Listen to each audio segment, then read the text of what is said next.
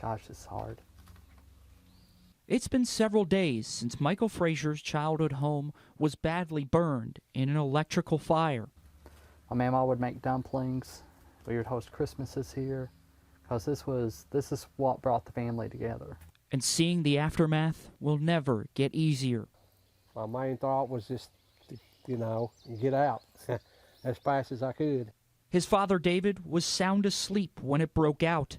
If it wasn't for his furry friend, he may never have woken up. Bosco's a hero to me. They saved some special family memories, and their Bible was spared too.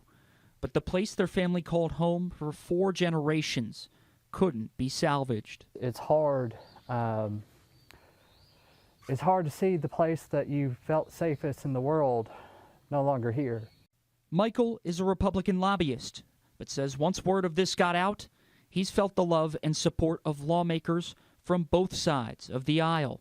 It's shown him the true spirit of Kentuckians. There's a whole lot less bickering and a whole lot more that unites the Commonwealth than what people see and realize. I know especially when a governor's election is going on too. But there is more that unites us, and at the end of the day, we're Kentuckians. In Powell County, Jeremy Toms, WKYT.